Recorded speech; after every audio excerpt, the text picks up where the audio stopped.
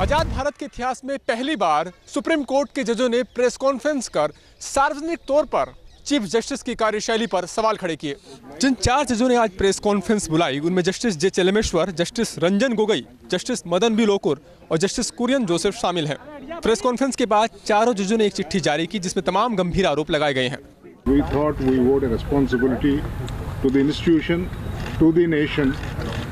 We tried to collectively persuade the Chief Justice that certain things are not in order, therefore he should take remedial measures. Unfortunately, our efforts failed. Chief justice की कार्यशैली पर तमाम सवाल उठाने के बाद इस खत में ये भी कहा गया है कि हम जानबूझकर उन मामलों का जिक्र नहीं कर रहे जिससे न्यायपालिका की साख बची रहे। लेकिन हकीकत ये है कि आज जो कुछ हुआ है उससे खुद न्यायपालिका की साख पर बड़े सवाल खड़े हो गए हैं। वीडियो जर्नलिस्ट जगदीश चंद के साथ Arvind Singh, news nation, Delhi. Sriharikota Satish Dhawan space centre में PSLV C-40 रॉकेट ने 31 सैटेलाइट्स का आज प्रक्षेपण किया। इसरो ने आज श्रीहरिकोटा सतीश धवन स्पेस सेंटर से PSLV C-40 के सहारे 31 उपग्रह लॉन्च किए। इसमें भारत के 3 उपग्रह और 28 विदेशी उपग्रह शामिल थे जो कनाडा, फ्रांस, फिनलैंड, कोरिया और USA और UK के थे। कार्टोसैट उपग्रह 5 वर्ष तक चलेगा। वह लैंड मैनेजमेंट, कोस्टल मैनेजमेंट और हर जगह की हाई रेजोल्यूशन पिक्चर भेजने की क्षमता रखता है। कार्टोसैट उपग्रह भारतीय सेना के लिए बहुत ही महत्वपूर्ण माना जाता है। PSLV C-40 2018 का पहला सक्सेसफुल लॉन्च है। इसरो का कहना है कि आने वाले महीनों में हर एक महीना एक नया रॉकेट लॉन्च करने का लक्ष्य रखा है। वीडियो जर्नलिस्ट पार्थ सारथी के साथ श्री प्रपंच, न्यूज नेशन, श्रीहरिकोटा। सेना प्रमुख विपिन रावत ने कहा कि अब वक्त आ गया है कि भारतीय सेना को अपनी उत्तरी सीमा पर ज्यादा ध्यान केंद्रित करना चाहिए। जनरल विपिन रावत ने कहा कि चीन एक ताकतवर मुल्क है लेकिन भारत कमजोर नहीं है। भारतीय सेना अपनी सीमाओं की रक्षा करने में पूरी तरीके से सक्षम है और भारतीय सीमा के अंदर किसी भी प्रकार की घुसपैठ को बर्दाश्त नहीं किया जाएगा।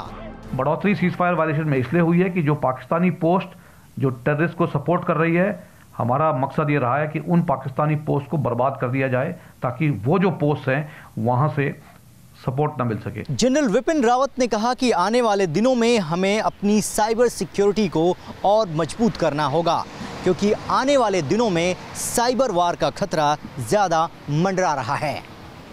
वीडियो जर्नलिस्ट राकेश रावत के साथ रविकांत राय, न्यूज नेशन, दिल्ली।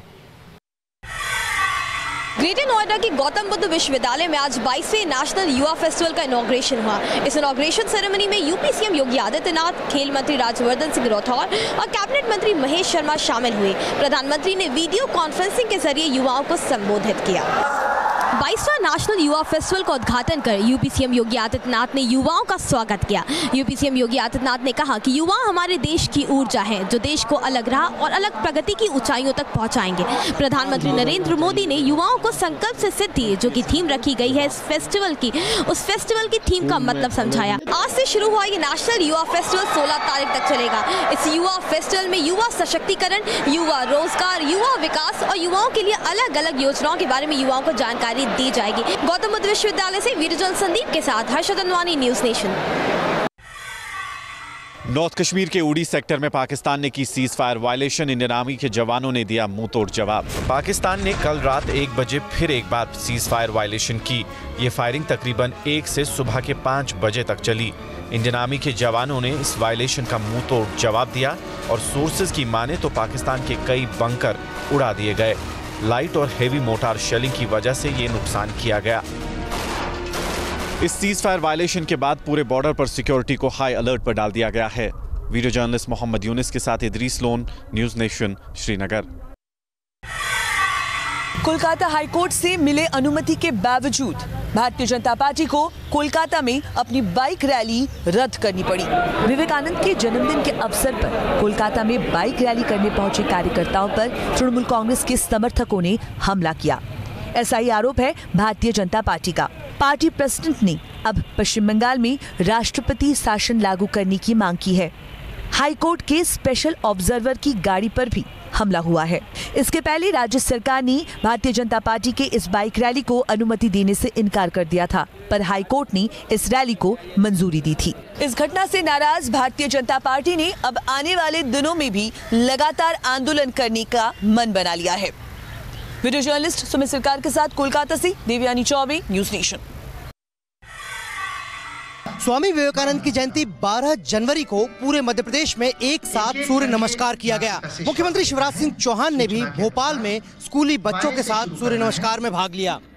12 जनवरी को एक बार फिर पूरे मध्य प्रदेश में सामूहिक सूर्य नमस्कार का आयोजन किया गया। स्कूली बच्चों ने अलग अलग जिलों में सूर्य नमस्कार किया।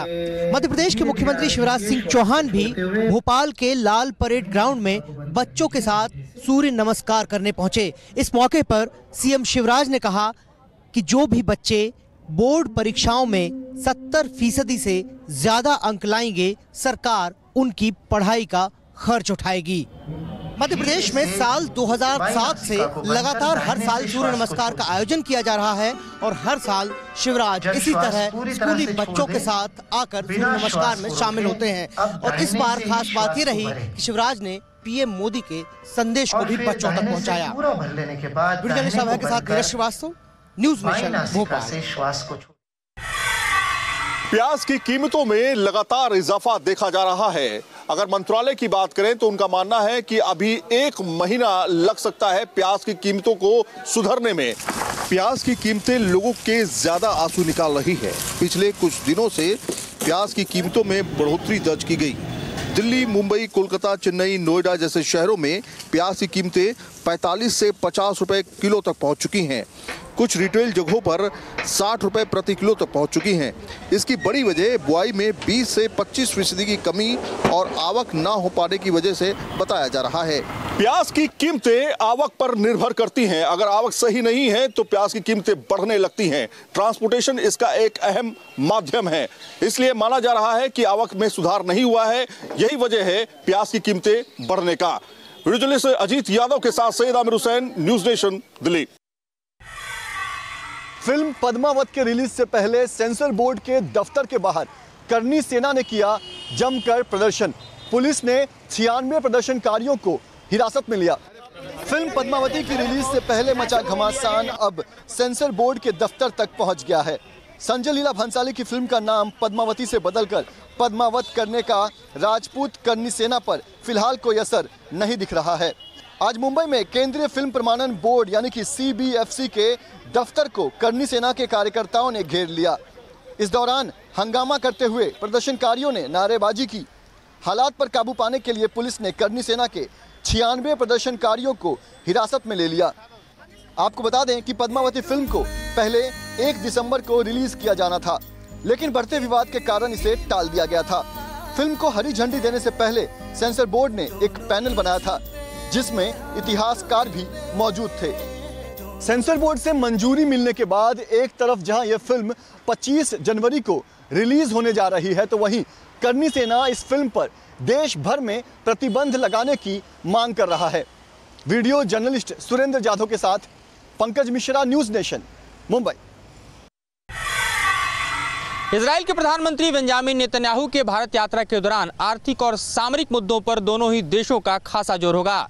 दोनों ही देशों ने इस यात्रा के दौरान प्रधानमंत्री बेंजामिन नेतन्याहू के कार्यक्रम की रूपरेखा जारी की है। पीएम नेतन्याहू 14 से 19 जनवरी के बीच भारत यात्रा पर होंगे।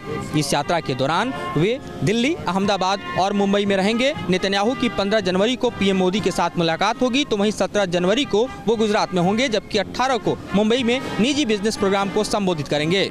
नेतन्याहू के साथ एक भारी भरकम व्यापारिक प्रतिनिधिमंडल भी आ रहा है, जिसमें 130 लोग शामिल हैं। तो वहीं विदेश मंत्रालय की तरफ से कहा गया है कि दोनों ही देशों के बीच फ्री ट्रेड एग्रीमेंट पर भी बातचीत चल रही है। हालांकि इस यात्रा के ठीक पहले जिस तरह से इजरायली कंपनी के साथ मिलकर भारत में स्पाइक नाम से एंटी टैंक गाइडेड मिसाइल बनाने की योजना खटाई में चली गई है, उसे लेकर कहीं न कहीं एक नकारात्मक माहौल भी बना। तो वहीं जिस तरह से भारत ने जेरूसलम को राजधानी बनाने के मुद्दे पर इजराइल को सपोर्ट नहीं किया, उससे भी माहौल में तल्खी थी।